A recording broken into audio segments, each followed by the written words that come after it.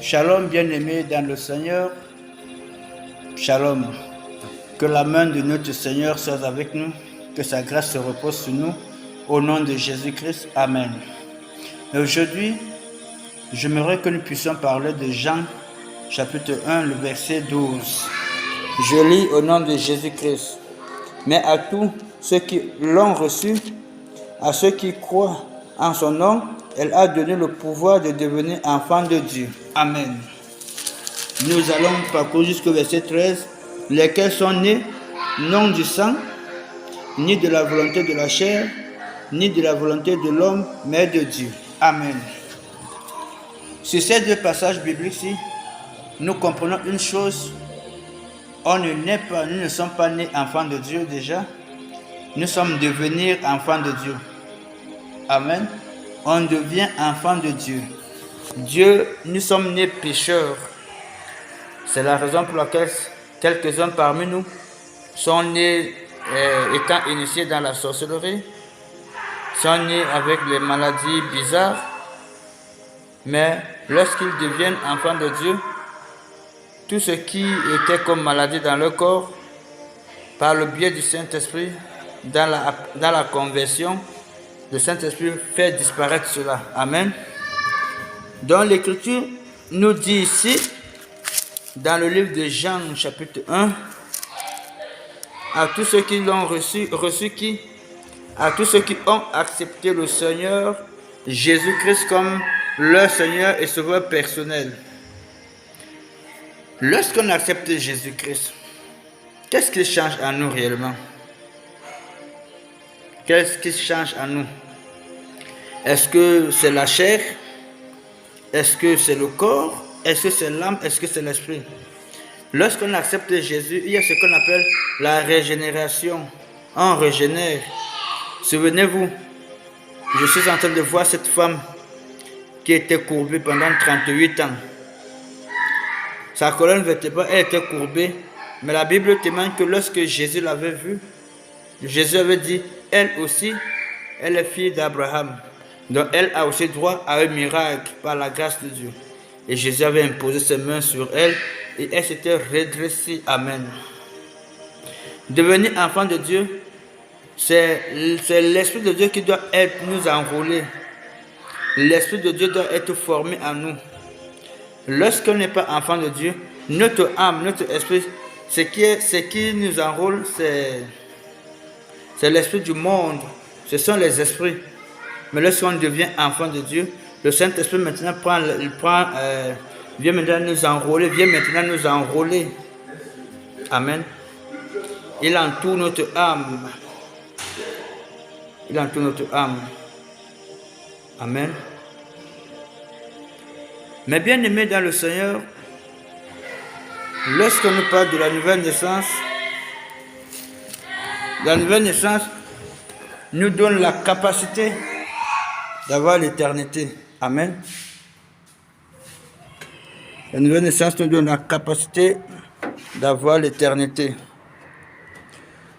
Je suis en train de nous parler de quelque chose qui a les conséquences éternelles.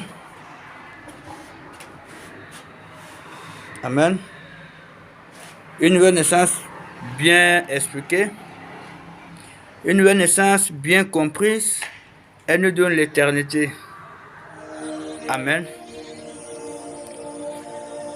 À tous ceux qui l'ont reçu, à ceux qui l'ont accepté comme leur Seigneur et Sauveur personnel, à ceux-là qui ont accepté de marcher pas selon le siècle présent, à tous ceux-là qui ont accepté d'être humiliés par les hommes charnels, à tous ceux-là qui ont accepté de perdre tout, mais pour la cause de Jésus, à tous ceux-là qui ont accepté de regarder dans le sens inverse que le monde actuel, à tous ceux-là qui ont accepté d'être vus comme les perdus pour la cause de Jésus-Christ. Elle les a donné le pouvoir de devenir enfants de Dieu. Hier, ils n'étaient pas enfants de Dieu, aujourd'hui, ils sont. Devenir enfant de Dieu, c'est avoir le pouvoir, c'est avoir l'autorité devant le monde des ténèbres, devant l'occultisme, devant la sorcellerie, devant le nouvel ordre mondial, devant les lois établies par le nouvel ordre mondial, devant les lois établies, devant tout ce qui s'élève au-dessus de la connaissance de Dieu. Devenir, c'est avoir l'Esprit de Dieu en nous. Lesquels sont nés non de la volonté de la chair. Ce n'est pas par la volonté des membres de nos familles qu'aujourd'hui nous parlons de Dieu, de Jésus-Christ. Parce qu'en réalité, s'il fallait demander l'audience de mon père, s'il fallait demander l'audience de ma mère, ils m'auront dit que non, c'est impossible. Pourquoi? Parce qu'ils ont fait les alliances à d'autres divinités. Ou bien parce que mes aïeux ont fait les alliances avec d'autres divinités. Alléluia.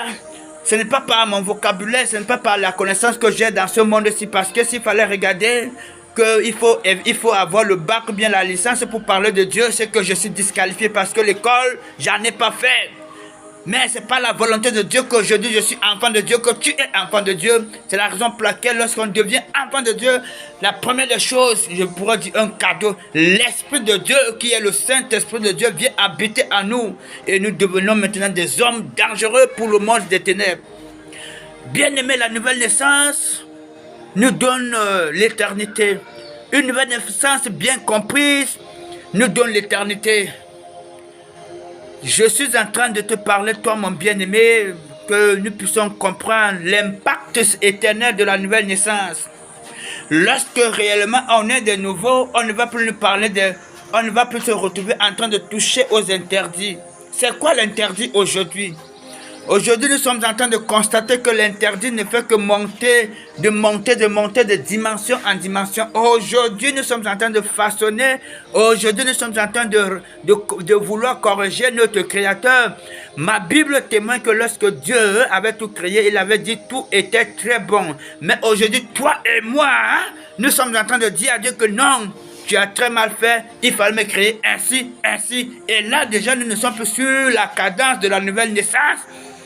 Nous ne sommes plus sur la cadence, lesquels sont nés non de la volonté de l'homme, de la chair, non de la volonté de l'homme, mais de Dieu.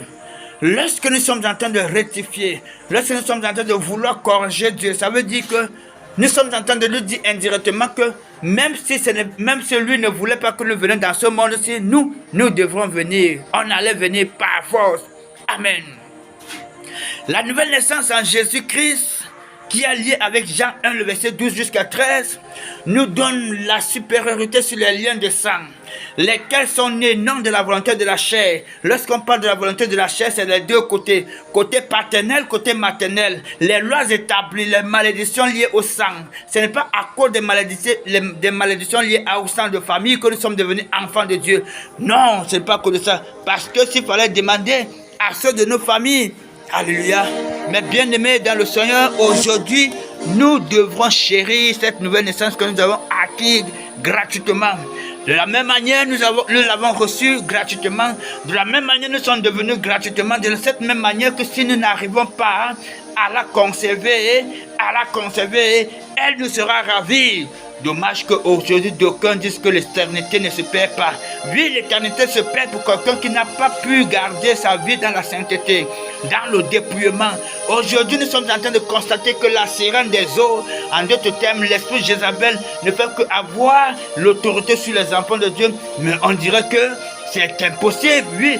Pourquoi? Parce qu'une fois on reçoit Jésus-Christ, on reçoit selon, comme nous venons de dire, dans Jean 1, le verset 12 à 13, lorsque nous devenons enfants de Dieu, nous avons l'une des premières des choses, l'Esprit de Dieu qui est l'Esprit supérieur. Et lorsque nous avons l'Esprit supérieur, nous avons la capacité de désactiver tous les codes, les puces sataniques dans nos corps, au nom de Jésus-Christ. Mais bien aimés dans le Seigneur, nous avons plus assez de temps. Nous avons plus assez de temps. Le temps est fini. La Bible dit dans le livre d'Éphésiens de racheter le temps.